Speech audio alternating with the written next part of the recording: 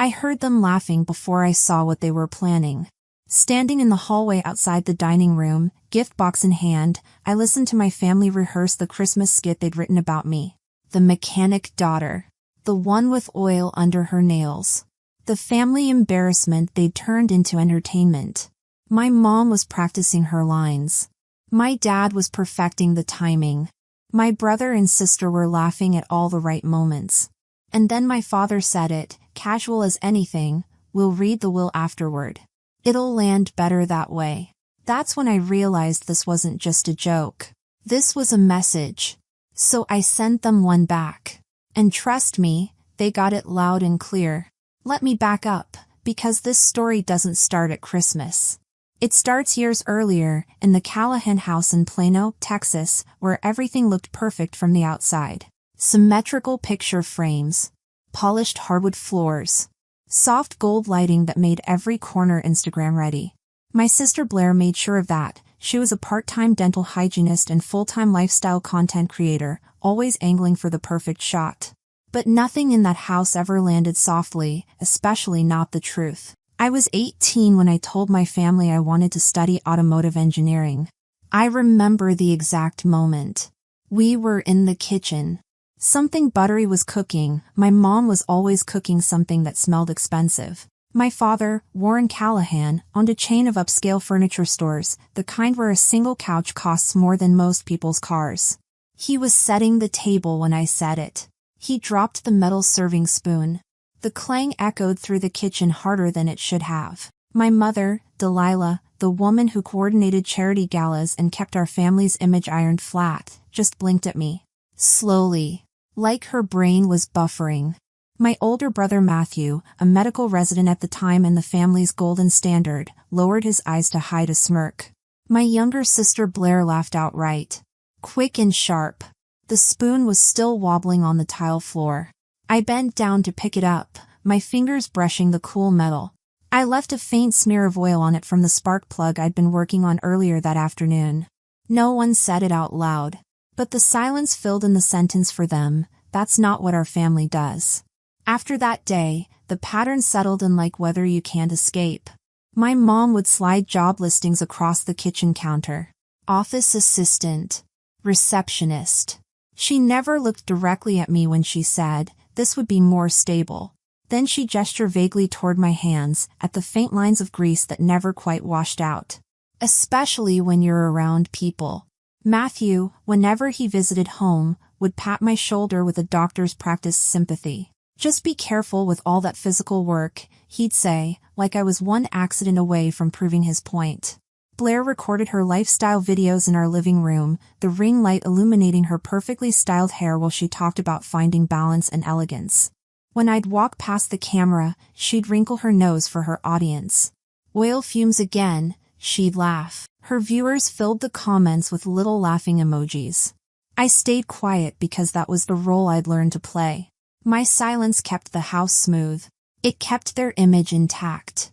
Every family gathering, cousins, church members, neighbors, I walked slower, kept my voice low, made sure my work boots didn't click too loudly on the floor. Quiet was safer. Quiet didn't get me pulled aside later for my tone, my posture, my presentation. There's one memory that stays with me. Small, but it stuck. I was standing at the sink washing dishes after dinner. Steam was rising around my hands. Behind me, my family was laughing at some joke I wasn't part of. I looked down at the water running over my hands, at the oil-stained crescent near my thumbnail that never quite came clean. That was the moment I learned what I was allowed to be in that house. And what I wasn't. But here's what they didn't know. What they never bothered to notice. While they were busy being embarrassed by me, I was building something. At 21, I opened my own garage with money I'd saved from working 3 jobs through college. Small at first, just me and one bay. But it grew. By 25, I had expanded to 3 locations across Dallas. Good mechanics are hard to find, and word spreads fast when you do honest work. My family never asked about it. Not once. They'd see me at holidays with grease still faintly visible under my nails and assume I was barely scraping by. Assume I was struggling. Assume I needed saving from myself. They had no idea I was doing better than fine. Fast forward to that December evening. I arrived at my parents' house early, carrying a wrapped box. Something small and neat, something I'd picked out after a long shift at the garage. The house glowed warm against the winter dusk, the kind of glow that made the Callahan house look welcoming from the street. Even when it wasn't. I stepped inside quietly. My mom was somewhere deeper in the house, rehearsing the Christmas program she coordinated for our church every year. My father's voice floated down the hallway, steady and practiced. I followed the sound, passing the framed photos where Matthew was always centered, the family's model child. Blair always had the best lighting, of course. When I reached the dining room, I noticed the door wasn't fully closed. A narrow strip of golden light cut across the dark hallway floor. I didn't mean to stop. But then I heard my name. Sage, my mom said, like she was trying it out for a joke. Laughter followed. Then my father's voice, low but clear, "She'll wear the jumpsuit, right? The blue one. It fits the theme." Matthew chuckled, that same soft, polite laugh he used with patience. "The toy car will get a reaction." And the line about oil stains, Blair added. "Perfect. The church will love it." There was a rustle of paper. Someone rehearsing a script. Someone else fixing the timing. It took me a second to realize what they were doing. A skit. A Christmas skit about me. About my job. About the grease under my nails. About how I didn't fit the Callahan family image. And then my father said it, like the punchline of a long-planned joke, "We'll read the will afterward. It'll land better that way." The words hit me differently than the rest. The will. They were going to perform this humiliation in front of the entire church, in front of relatives and family friends, and then read my grandfather's will. The will that left me out entirely because, according to my grandmother's letter I'd found years ago, I'd chosen a path unbecoming of the Callahan name. They were going to make sure everyone knew. Make sure everyone laughed first, so the exclusion would seem justified. Deserved, even. I felt the box in my hands grow heavier. The wrapping paper bent slightly under my grip.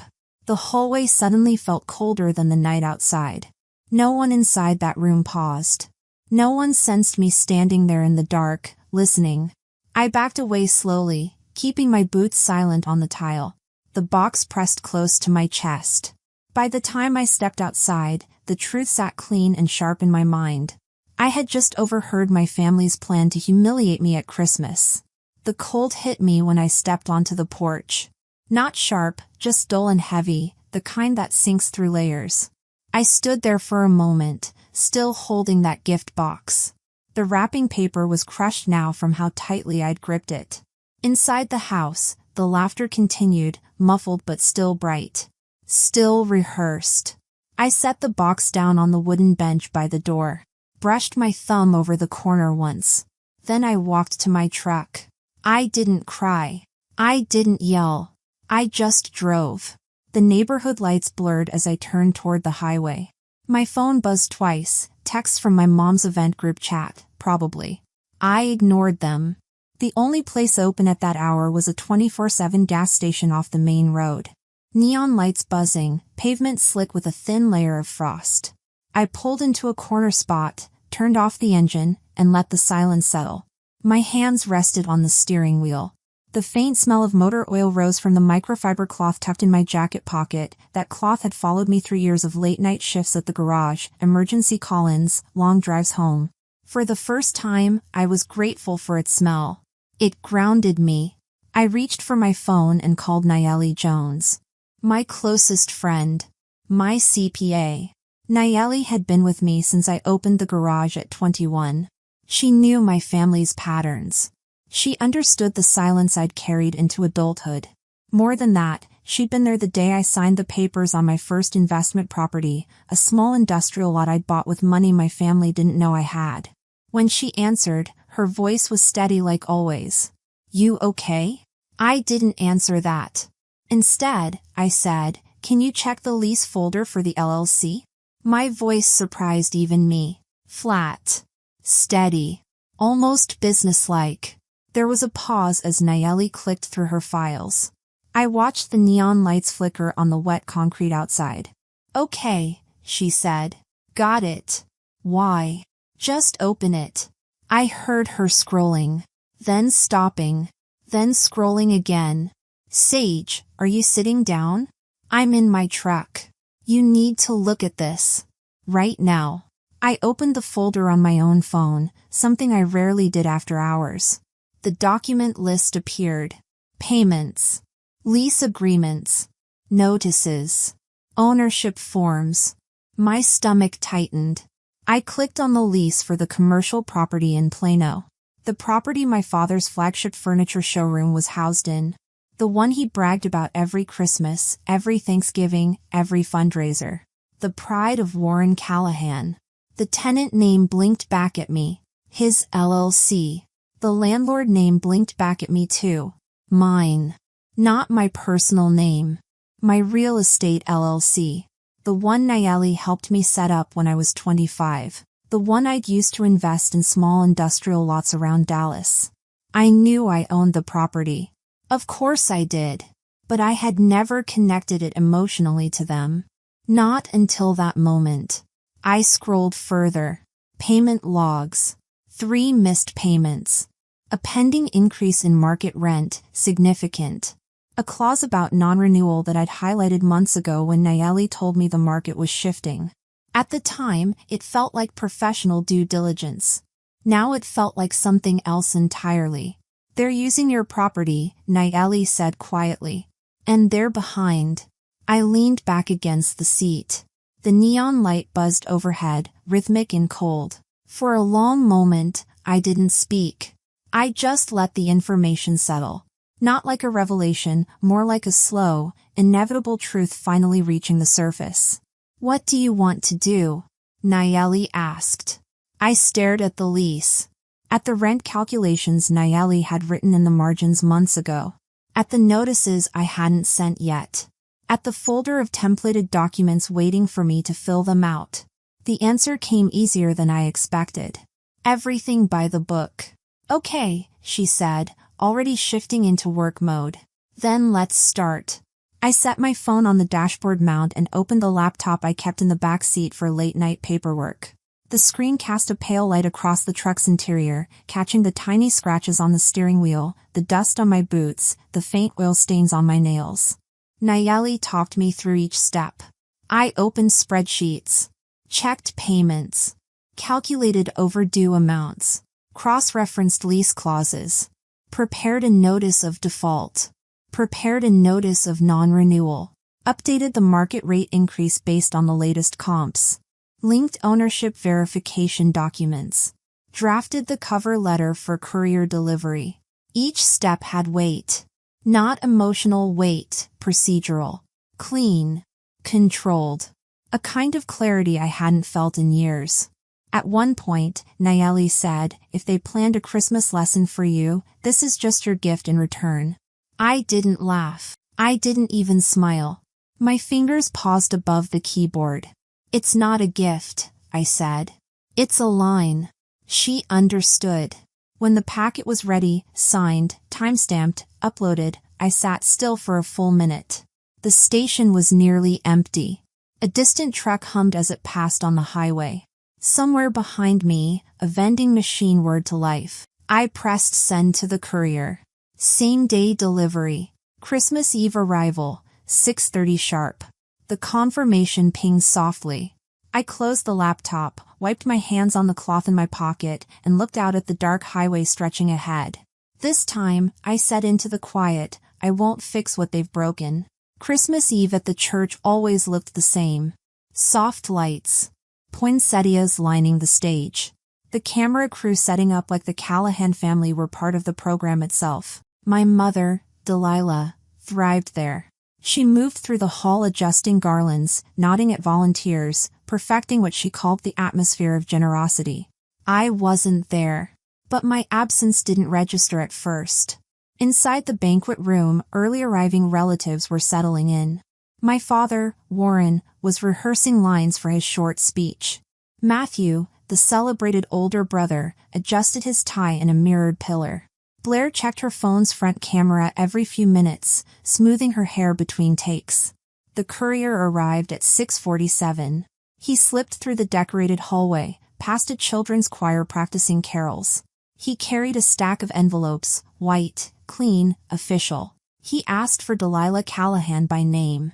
She smiled, assuming they were last-minute donations or RSVPs. When she tore open the first envelope, the expression on her face broke cleanly. First confusion. Then a small, precise shock, like a light bulb flickering before it burns out. The pages inside slid neatly onto the table under the bright lights. Notice of default. Notice of non-renewal. Revised market rent. Payment ledgers. Ownership records listing landlord, Sage Callahan. Her hand trembled. Paper rustled as she flipped pages too quickly. Warren stepped closer. What is that? Delilah didn't answer. Matthew took one page to read. His jaw tightened. Mom, this is the showroom lease. Blair leaned over his shoulder, eyes widening. Wait. Sage owns the building? The pastor, standing at the doorway, quietly stopped giving instructions to the camera crew. Someone dimmed the stage lights. Even the murmurs from the children's choir seemed to fade. One of my aunts whispered, "Why would Sage send this tonight?" Delilah's voice finally returned, thin, unsteady. No. This has to be a mistake. She wouldn't. She doesn't. But the bottom of the ownership record still read the same. Landlord, Sage Callahan. Not her mechanic daughter. Not her silent daughter. Not her invisible daughter. Not the one she tried to turn into a seasonal joke. My father's face went from confused to pale in the span of seconds. He grabbed the payment ledger, his finger tracing down the columns. 3 months behind. Late fees accumulating. A notice that had been sent to his business email, the one he never checked because his assistant handled minor administrative tasks. This wasn't minor anymore. At 7:02, my father tried calling me. When I didn't answer, Delilah grabbed her phone. Her earrings shook with the force of her movement. She stepped out of the banquet room, pressing the phone hard against her ear. The first call went to voicemail. The second too. On the third, I answered. I was standing outside a cabin in Colorado. Snow drifting across the porch. I could hear her breath before her voice, ragged, thin, frantic. Where are you? She demanded. Behind her, I could hear chairs scraping. Relatives whispering. The distant edge of someone crying. She wasn't asking because she cared.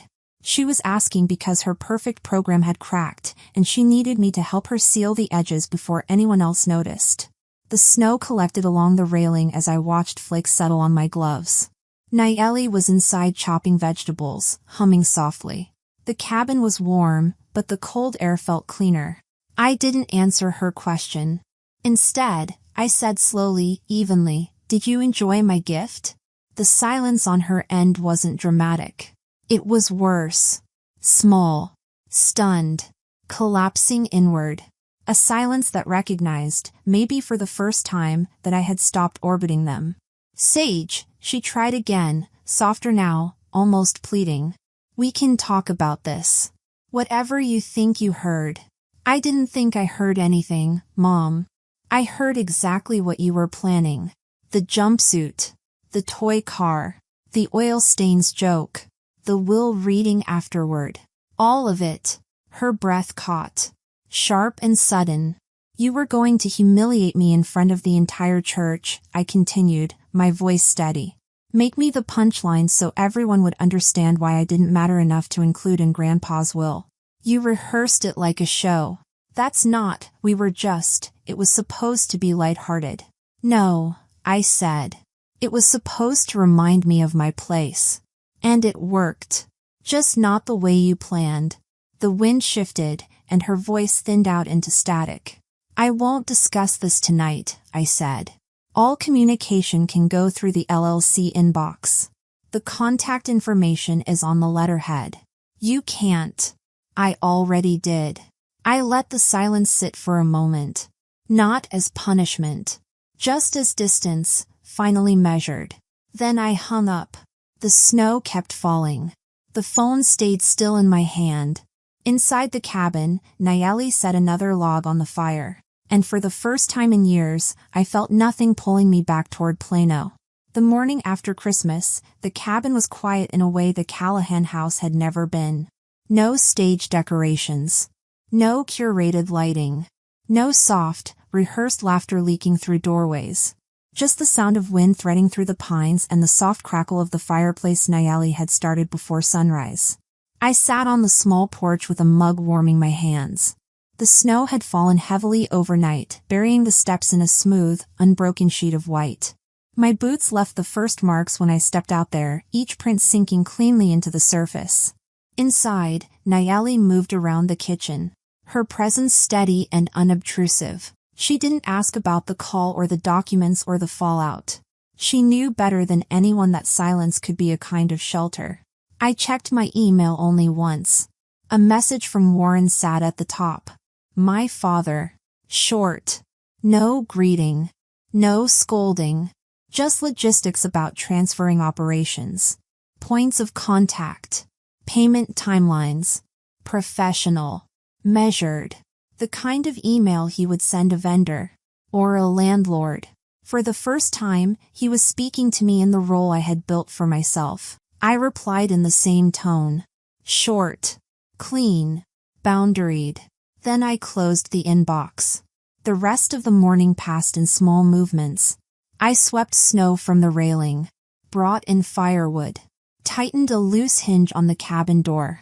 It felt good to fix something where the repair didn't cost me pieces of myself. When the sun rose higher, the light shifted across the clearing, catching on the thin crescent of oil still stained on my thumbnail. Still there from the night I'd left the house. In Plano, it had been the punchline. Out here, it was just a mark of the work I'd chosen. I stayed on the porch until the cold pressed gently at my fingertips and the air steadied in my lungs. There was no rush to return. No expectation to meet. No version of myself I had to shrink into. Just the snow. Just the quiet. Just the space to finally breathe. Boundaries aren't punishment. They're the quiet shape of what you refuse to carry anymore. Standing on that porch, watching the snow erase every footprint behind me, I understood something simple. Distance can be a form of respect. Both given and taken. My family had spent years treating me like I didn't fit. Like my work wasn't real. Like my choices made me less than them. They'd planned to turn me into entertainment.